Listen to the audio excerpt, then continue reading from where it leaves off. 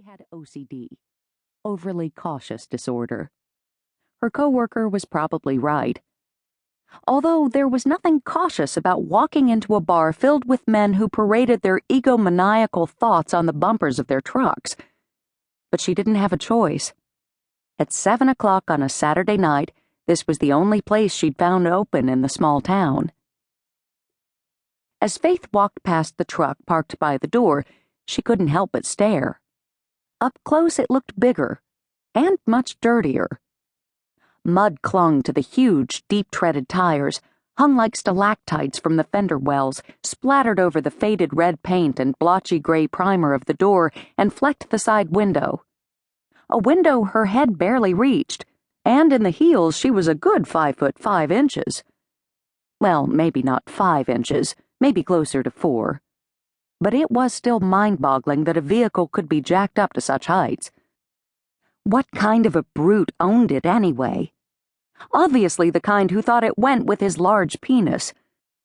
The kind who didn't think it was overkill to have not one but 2 huge flags, one American and the other who knew, hanging limply from poles on either side of the back window. A back window that displayed a decal of a little cartoon boy peeing on the Toyota symbol, 2 blue-starred football helmet stickers, and a gun rack, with 1 empty slot. Faith froze. On second thought, maybe she wouldn't ask questions at this bar. Maybe she would drive down the main street again and try to find some other place open. Some place that didn't serve alcohol to armed patrons.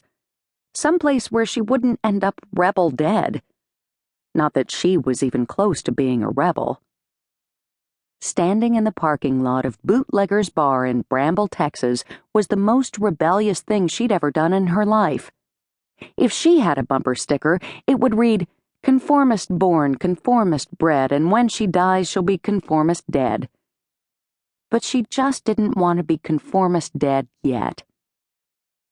Unfortunately, before she could get back to the leather-upholstered security of her Volvo, the battered door of the bar opened and 2 men walked out. Not walked, exactly, more like strutted, in wide felt cowboy hats and tight jeans with large silver belt buckles as big as brunch plates.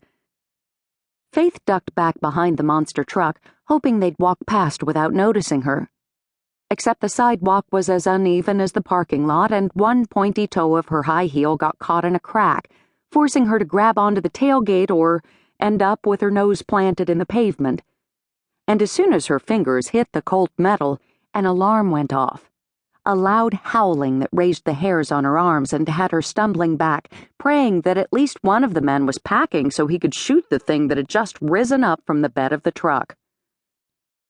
"For crying out loud, Buster, shut up!" one of the men shouted over the ear-splitting noise. The howling stopped as quickly as it had started. Shaken, Faith could only stare at the large 4-legged creature. With its mouth closed, the dog didn't look threatening as much as cute. Soulful brown eyes looked back at her from a woolly face. While she recovered from her scare, it ambled over to the end of the truck and leaned its head out. Faith stepped back. She wasn't good with dogs. Or cats, gerbils, birds, hamsters, or fish, pretty much anything living. She had a rabbit once, but after only 3 months in her care, it died of a nervous condition. "Hope?"